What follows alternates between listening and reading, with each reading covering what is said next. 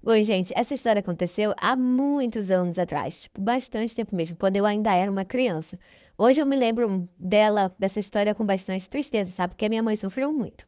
A minha mãe foi casada com meu pai por bastante tempo e eles tiveram só eu de filhos. Naquela época, só meu pai trabalhava e a minha mãe era dona de casa. Meu pai era extremamente machista, era extremamente grosseiro, arrogante, não deixava a minha mãe trabalhar fora de casa. Na cabeça dele, papai da mulher era trabalhar apenas dentro de casa. Então, minha mãe era sustentada por ele. Ele era um cara realmente bem grosseiro, assim. Ele nunca foi extremamente violento, assim, de espancar, bater e tal. Mas verbalmente falando, ele era bem agressivo e bem grosseiro com as palavras. E ele não era também muito carinhoso. Sempre trabalhou bastante, sempre nos deu do que comer, nos dava roupa e tal, tudo que a gente precisava. Só que nos últimos anos de vida do meu pai, ele acabou pegando um vício muito grande com os jogos. Não sei exatamente que tipo de jogo que era, porque a minha mãe nem ela sabia dizer exatamente que tipo de jogo que era, ela só sabia que era jogo. E aí meu pai começou a apostar em várias coisas. Começou a apostar valores baixos, mas depois foi aumentando. A apostar o salário, começou a apostar os móveis de casa e tal. Foi virando assim aquela bola de neve, sabe? E um vício muito grande. Só que meu pai, ele, além desse vício dele com jogos, ele começou a usar muitas drogas. Ele começou a beber muito, então com isso ele acabou tendo uma série de problemas, várias doenças e ele acabou falecendo. Quando meu pai faleceu, a gente não tinha nada mais dentro de casa, ele já tinha praticamente limpado quase todos os nossos móveis. A gente tinha uma cama, um fogão e uma geladeira, só, não tinha mais nada dentro de casa. E aí foi até um pouco de desespero, porque a minha mãe não sabia o que fazer, a minha mãe nunca tinha trabalhado. Então a única coisa que ela sabia realmente era cuidar de casa, fazer comida. Então ela falou: bom, vou virar faxineira, vou pedir emprego de ser empregada doméstica e tal. Porque era a única coisa que ela sabia fazer. Era a única coisa que meu pai tinha deixado ela aprender a fazer. Só que assim, passou uma semana que nós tínhamos enterrado nosso pai.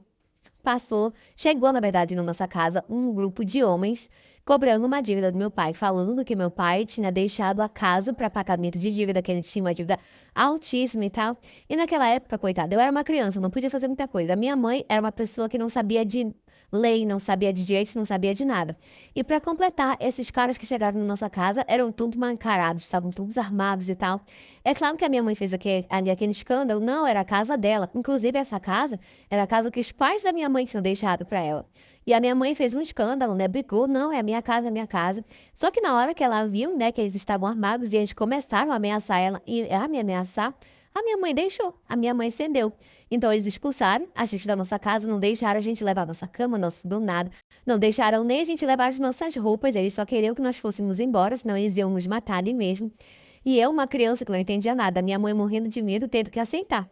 E como eu falei, naquela época minha mãe não conhecia os direitos dela, não sabia até as leis. A minha mãe tinha medo de ir até a polícia porque ela tinha medo do que eles podiam fazer, porque eles eram um grupo grande de homens, então, tipo, o que que ela, se ela fosse na polícia, eles iam prender um, dois e o restante. O que que esse restante ia fazer com a gente? Se a gente tava brigando pela casa, eles sabiam onde a gente ia morar. Então, a minha mãe simplesmente resolveu deixar a casa para eles.